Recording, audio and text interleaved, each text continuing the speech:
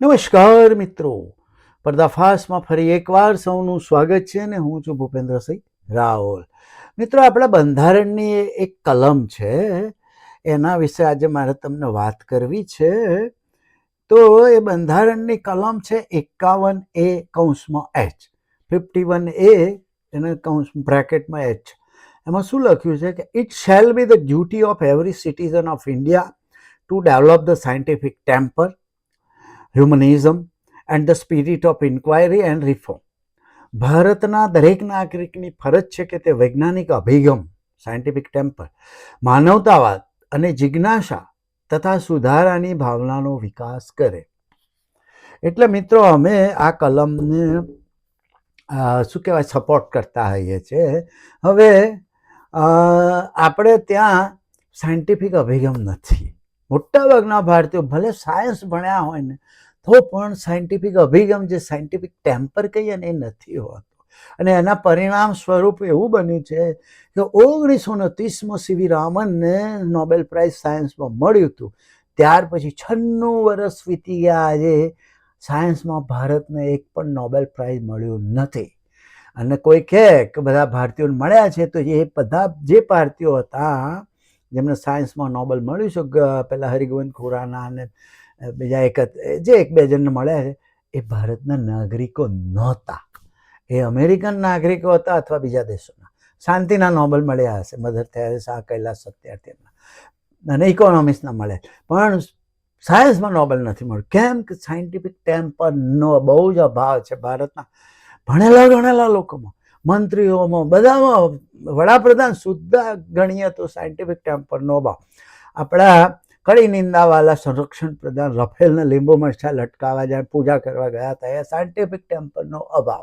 તો આજે હવે આપણે રાજકોટમાં ધીરેન્દ્ર શાસ્ત્રી આવી રહ્યા છે, બાગેશ્વર ધામવાલા, 5, 6, 7, એટલે તારીખ નજીક આવી રહી છે. હવે એમનો એક વિરોધ થયો હતો વિજ્ઞાન જાથા દ્વારા.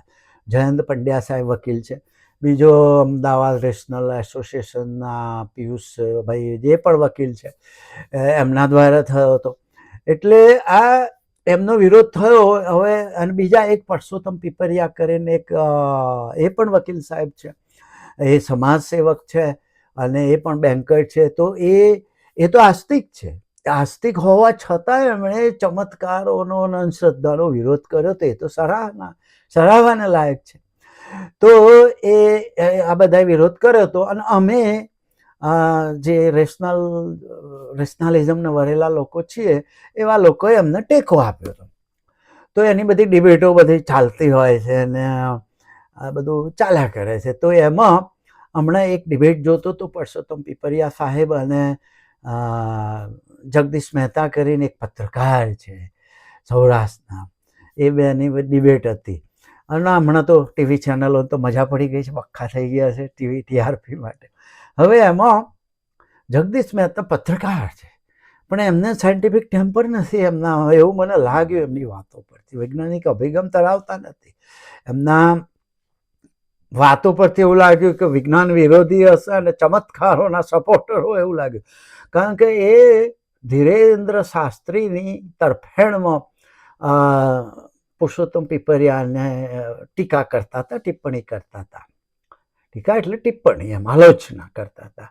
અને એવું કહેતા હતા કે કોઈને ભીંડાનું શાક ભાવે, કોઈને ફલાણાનું શાક ભાવે, કોઈ આની કથા કરે, કોઈ ફલાણાની કથા કરે, એમાં શું વાંધો. પછી મોરારી બાપુનું નામ લેતા હતા કે મોરારી બાપુ કથા કરે છે, બીજા રમેશભાઈનું નામ લેતા હતા, રમેશ ઓઝા. તો તમે ક્યાં બધાને રોકવા જશો. બીજી એમણે એક બિલકુલ અવૈજ્ઞાનિક વાત કરી કે તુલસી શ્યામમાં એક જગ્યા છે, ત્યાં ગાડી ઊંધી ચડે છે, ઢાળમાં ઉપર જાય છે. છોડી દો, ન્યુટ્રલ કરો તો નીચે જાય ને ઢાળમાં, એના બદલે ઉપર જાય છે. તો આમાં સાયન્સ ક્યાં ગયું. પછી બીજી કોઈ એ રીતે વાત કરતા હતા. એટલે મને લાગ્યું કે આ પત્રકાર છે પણ સાયન્ટિફિક ટેમ્પરનો ટોટલી અભાવ છે, વિજ્ઞાન વિરોધી લાગે છે. તમે ભૂત ભુવાળા ચમત્કાર ધૂણવાનું એને તમે સનાતન સમજો છો કે સનાતનની કે બધી ફિલોસોફી, કેટલા બધા ઉપનિષદો લખ્યા છે, 6 દર્શન શાસ્ત્રો છે, એ બ્રાહ્મણ આરણ્ય ગ્રંથો છે, સ્મૃતિઓ છે, શ્રુતિઓ છે. તો એ એ બધાને તો એ બધું ક્યાં ગયું? તો તમે આ ધૂણે છે, દાણા નાખે છે, ધૂણે છે. હમણાં તો કેટલું ચાલ્યું છે ધૂણવાનું.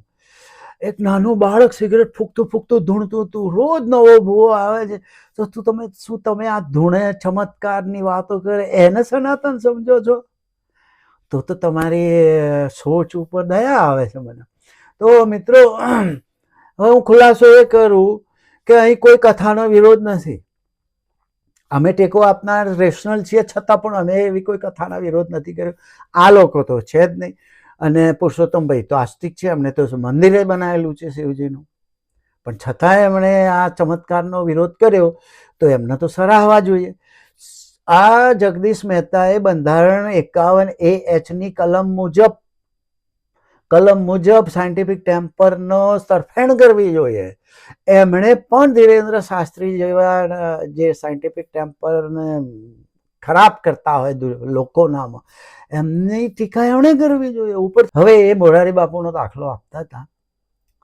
તો મોરારી બાપુ છે, રમેશ ઓઝા જે ભાગવતની કથા કરે છે, મોરારી બાપુ રામાયણની કરે છે, મોરારી બાપુ બજરંગબલીના ભક્ત છે, પણ મોરારી બાપુએ ક્યારે ચમત્કારની વાતો કરી? એ તો કદી ચમત્કારની વાતો કરતા નથી. હું કેન્સર મટાડી દઈશ, પરચાઈ નહીં કાઢતા.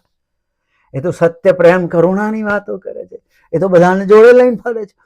સમાજમાં વૈમનસ્ય ફેલાય એવું બોલતા નથી. પેલા ભાઈ તો કોમવાદની સમાજમાં ઝઘડા થાય એવું બોલતા હોય છે. મોરારી બાપુ તો બધાને જોડે લઈને બેસે છે. એનો તો સનાતનીઓને વિરોધ છે. સનાતનીઓ એમને ટ્રોલ કરતા હોય છે. મોરારી બાપુ ક્યારે, મોરારી બાપુની કથાનો કોણ વિરોધ કરે? કોઈ ના કરે. અમે રેશનલોએ કદી નહીં વિરોધ કરતા. અમારા વૈચારિક મતભેદ ગમે તે હશે. મોરારી બાપુ હોય કે રમેશભાઈ ઓઝા હોય કે પછી સચ્ચિદાનંદ સ્વામી હોય, આ બધા જોડે વૈચારિક મતભેદ હશે, પણ એ વડીલોના એ માનવ તરીકે, વૃદ્ધ વડીલો તરીકે, વ્યક્તિ તરીકે અમે એમનો આદર કરીએ છીએ. અમે એમને નથી વખોડતા. તો અને એ કદી એવી વાતો નથી કરતા ચમત્કારની, તો પછી એમને કઈ રીતે વખોડવાના? બીજું, જગદીશ મહેતા સાહેબ પેલી તુલસી શ્યામની વાત કરતા હતા કે જે ગાડી ઉપર ચડે છે. તો એવી જગ્યા તો ભુજથી કાળિયો ડુંગર જતા પણ છે. મેં જાતે વિડીયો ઉતાર્યા છે. તો કે સાયન્સ ક્યાં ગયું આમાં? તો એમાં કે ચમત્કાર હતો. હું હનુમાનજીનો ચમત્કાર હતો, ગાડી ઊંધી જાય. ના ભાઈ જગદીશભાઈ, એ સાયન્સ જ છે. બે થિયરી છે, એક દ્રષ્ટિભ્રમની. એ હું કહેતા હતા કાં તો દ્રષ્ટિભ્રમ કહીને એ કરતા હોય છે. તો સાયન્સ ક્યાં ગયું? દ્રષ્ટિભ્રમ, તમારો દ્રષ્ટિભ્રમ સમજાયો એ સાયન્સે જ સમજાયો કે આ દ્રષ્ટિભ્રમ છે. બીજી થિયરી એ છે કે મેગ્નેટિક ફિલ્ડ છે. ત્યાં તો બોર્ડે માર્યું છે ભુજ બાજુ તો મેગ્નેટિક ફિલ્ડ. પૃથ્વી આખો લોહચુંબક છે. તો એ ત્યાં એ થિયરી સાચી હોય તો મેગ્નેટિક ફિલ્ડના લીધે કદાચ ગાડી ઉપર જતી હોય તો એ પણ વિજ્ઞાન છે, સાયન્સ છે. એમાં કે ચમત્કાર છે. એટલે જગદીશ મહેતા સાહેબને સાયન્સમાં 96 વર્ષથી નોબેલ નથી મળી, એની પડી નથી. જગદીશ મહેતા સાહેબને પ્રથમ 200માં કોઈ યુનિવર્સિટી આવતી નથી. પ્રથમ 10માં તો આવવાની વાત જવા દો, 50, 100 કે 200માં કે 150માં પ્રથમ નંબરે કોઈ યુનિવર્સિટી આવતી નથી. એની કોઈ ચિંતા છે નહીં. પણ એક યુનિવર્સિટી, એક ઢંગની કોલેજ કે એક હોસ્પિટલ પ્રથમ 10માં કે 50માં કે 100માં આવતી નથી, એની એમને પડી નથી. પણ એમને પેલા ધીરેન્દ્ર બ્રહ્મચારીની જે ચમત્કારની વાતો કરે છે એની એમને પડી છે. એટલે બધી વાતોમાં ક્યાં ચમત્કાર જેવું આ દુનિયામાં હોતું નથી. આટલું કહીને મારી વાત પૂરી કરું.